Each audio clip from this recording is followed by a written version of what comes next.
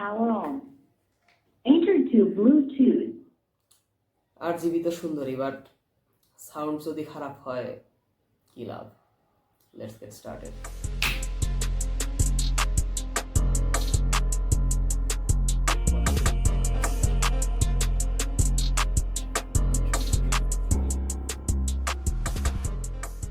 ইউজারদের প্রথমতই যে জিনিসটা চোখে পড়ার, সামনের লাইট সিস্টেম, যেটা চেঞ্জ করার জন্য একটা ডেডিকেটেড বাটন আছে।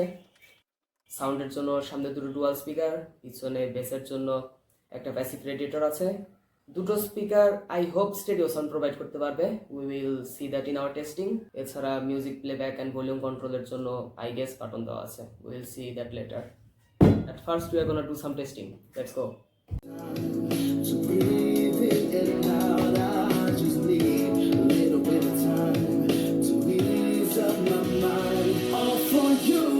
Situation got me running like I'm losing my mind. All for you. I feel with every little step I take, I'm crossing your line. All for you. I'm all for you.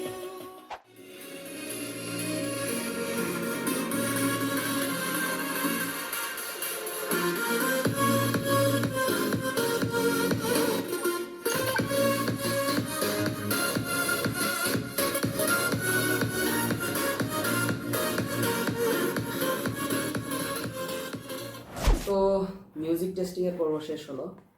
প্রথমত যে জিনিস নিয়ে কনফিউশনে পড়ে গেছিলাম যে এটা actually stereo sound support করে কিনা, বাট টার্নস আউট এটা স্টেরিও সাউন্ড সাপোর্ট করে, কিন্তু সামনের দুটো স্পিকার একদম কাছাকাছি থাকায় লেফট অ্যান্ড রাইটের সাউন্ড সেপারেশনটা খুব ভালোভাবে বোঝা যায় না। অ্যান্ড সাউন্ড কোয়ালিটির কথা বললে ভোকাল ইনস্ট্রুমেন্ট সেপারেশন বেশ ভালো। বেস বা ট্রেবলের কারণে আপনার ভোকাল চাপা পড়বে না। অ্যান্ড যারা ব্যালেন্সড বা ফ্ল্যাট সাউন্ড সিগনেচার পছন্দ করেন, আই গেস তারা স্পিকারটি অনেক পছন্দ করবেন। এখন আসি ভলিউমে।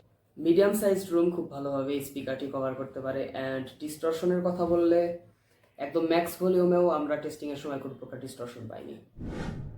যেহেতু এটা একটা ওয়্যারলেস স্পিকার, এখানে সাউন্ডের পরপরই যে জিনিসটা সবচেয়ে বেশি ম্যাটার করে সেটা হচ্ছে ব্যাটারি লাইফ। এই স্পিকারটাতে একটা 1800 মিলিঅ্যাম্পের ব্যাটারি ইকুইপ করা আছে, যেটা আমাদের টেস্টিংয়ে এলইডি অন থাকলে 2.5 থেকে 3 ঘন্টা ব্যাটারি ব্যাকআপ দিত, অ্যান্ড এলইডি অফ থাকলে 4 থেকে 5 ঘন্টা। এখন আসি ফিচার্সে। কানেক্টিভিটির জন্য ব্যবহার করা হয়েছে ব্লুটুথ 5.3, যেটা 10 মিটার ডিস্টেন্স পর্যন্ত স্টেবল কানেকশন ধরে রাখতে পারে। অ্যান্ড অডিও কোডেক বলতে এটা just SBC sound codec support করে, হাইরেস অডিও সাপোর্ট করে না। অ্যান্ড আরেকটা জিনিস নোটিস করছেন আপনাদের যাদের ওয়্যারলেস ইয়ারবাডস আছে, কভার থেকে দুটো ইয়ারফোন বের করলে দুটো সিনক্রোনাইজড হয়ে দুটো একসাথে সাউন্ড দেয়। তো সেম ফিচার আপনাদের এই স্পিকারটাতেও আছে। সেম ইউনিট যদি আপনাদের কাছে দুটো থাকতো তাহলে একটা ডেডিকেটেড TWS সুইচ আছে, সেটা দিয়ে দুটো কম্বাইন করে স্টেরিও সাউন্ড আউটপুট পাবেন।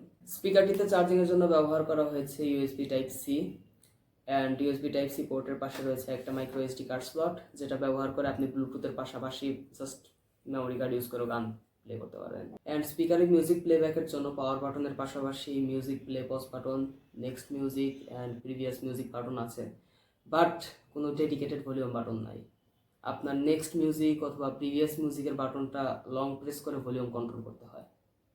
অ্যান্ড হ্যাঁ, একটা মাইক্রোফোন দিছে। ভাই আসসালামু আলাইকুম বন্ধু। ওয়ালাইকুম আসসালাম ওয়া রাহমাতুল্লাহি ওয়া বারাকাতুহু। কেমন আছো? এই তো ব্রো, ভালো আছি, তুই কেমন আছিস?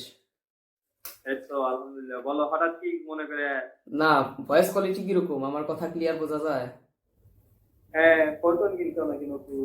নতুন ফোন কিনছি, ফোনে RGB লাইট আছে। সো শেষে ওভারঅল বলতে গেলে প্রাইস সাপেক্ষে জিনিস খারাপ না, জিনিসটা বেশ ভালো। Sound quality, charging backup, build quality বেশ ভালো, বাট কিছু ছোটোখাটো শর্টকামিংস আছে। যেরকম ডেডিকেটেড ভলিউম কন্ট্রোল বাটন দিতে পারতো, দেয় নাই। আই ডোন্ট নো আমি মাইক্রোফোন দিয়ে কী করবো, কথা বলার জন্য আমার ফোন আছে, আমি স্পিকার দিয়ে কি জন্য কথা বলতে যাবো? I don't know that. But ওটার বদলে একটা ডেডিকেটেড ভলিউম বাটন দিতে পারতো। বাট ওভারঅল জোস। And huge thanks to mister gadget BD আমাদেরকে রিভিউ নিটি পাঠানোর জন্য। আপনার যে কোনো ধরনের গ্যাজেট অথবা ইলেকট্রনিক্সের প্রয়োজনে ঘুরে আসতে পারেন তাদের ফেসবুক পেজ দিয়ে, link for which is down in the description. This is all for today. I'll catch you guys in the next one.